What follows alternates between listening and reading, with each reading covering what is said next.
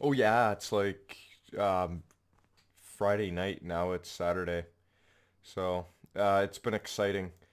There's been a lot of like questioning as if people have intelligence or not, like someone like myself.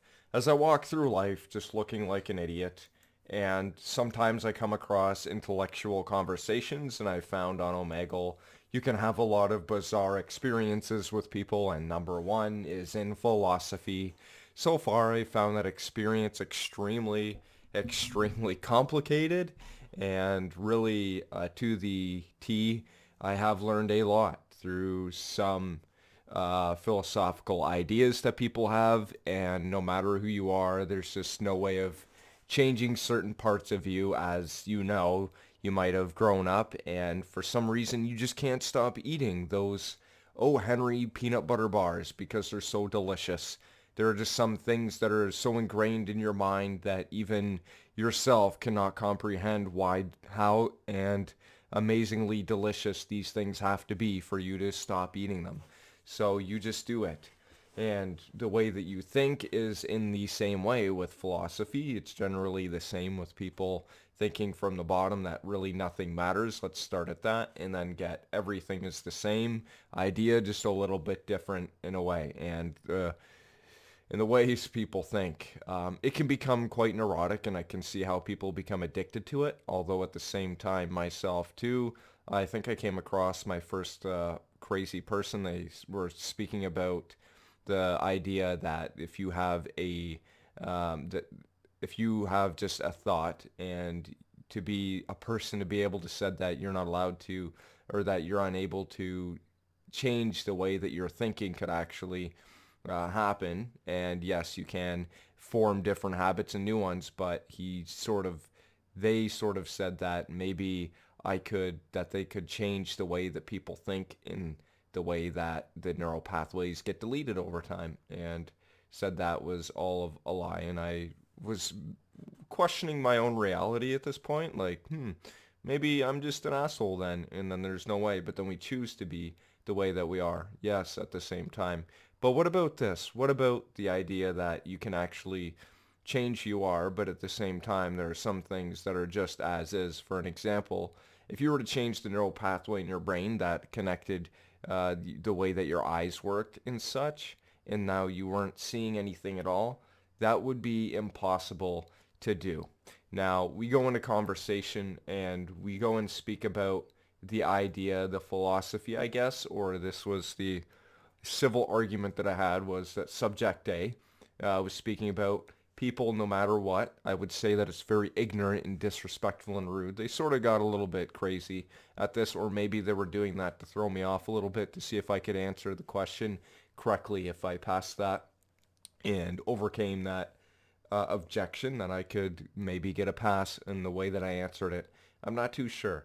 But anyways, this is my first time in the philosophy section of Omegle, and it has been quite bizarre. And this person already, I thought in the first 30 seconds, this person is a narcissist, like has NDP itself, because they were making everything about them in the end. And I gave them what I would call an ego check in the way, and I have been figuring out, I guess, how to do this now for some reason. So, subject A says, people, no matter what, can reverse all of their mental health differences and their problems that they have. Yeah, okay, so there are things that you can change to make it more manageable, and what that really is a delayed gratification or subject matter of handling. For an example, with ADD or ADHD, you make lists, but then those lists become other things that you forget as well too about doing on the list, and there's always something that you're going to miss. So, yeah, you know what, it happens, and yeah, but the idea that people shouldn't be that can't change or to make a new neural pathway would just be completely naive. But let's just skip the fact that okay, you have these new neural pathways and the old ones have been deleted, and you can actually reverse the way that you're thinking by manipulating it and stuff. And I've seen this twice in the world, and one person that I saw that I think maybe have been trying to do something similar than this, which has been the same experience, which what I had with that person, which reminded me of the other person, is that they sort of thought quite backwards, which is narcissistic, and they trying to figure out how they can think properly or better as a person. And instantly, I'm thinking this person has a personality disorder, like I said. So let's step out of the box and use a third eye view. Anyways, whatever your thoughts and opinions on the end of this might actually be a cool idea to write down. You can write your own down in the comments section below of how you feel or your thoughts about different types of philosophies. I know you philosophy nuts can go on for days about it. So subject A, just keep in mind, says that people, no matter what, can reverse all of their mental health differences, which I'm thankful if people can manage them better, and a lot of them will be there. So subject B, me, says, what if you told a schizophrenic that the hallucinations weren't real? The schizophrenic believe 100% in their mind that the hallucinations, uh, they feel real to them. Like they are as real as they can get. It's like a spiritual experience for um, many of them. Most likely, almost all, they believe in it. They'll be like freaked out about it, and you can tell that they sort of believe that their thoughts are what they are, and that's totally fine. I wouldn't want to put anyone down, so just keep in mind that they believe in that 100%. But can someone's pure how can you uh, say about someone's pure belief? How can you say that about someone's pure belief? Even if they were ego checked, they would still be hallucinating. And it's sad that people don't understand that these things are actually part of life, right? Like personality disorders and stuff and other illnesses, or um, neurodivergence or whatever. The friendliest thing, if what I say is wrong today, I don't have the intentions of it being wrong. It's all for the goodness sake of stopping a stigma. Because to tell a schizophrenic that their hallucinations aren't real is just really sort of mean, to be honest, because it's there.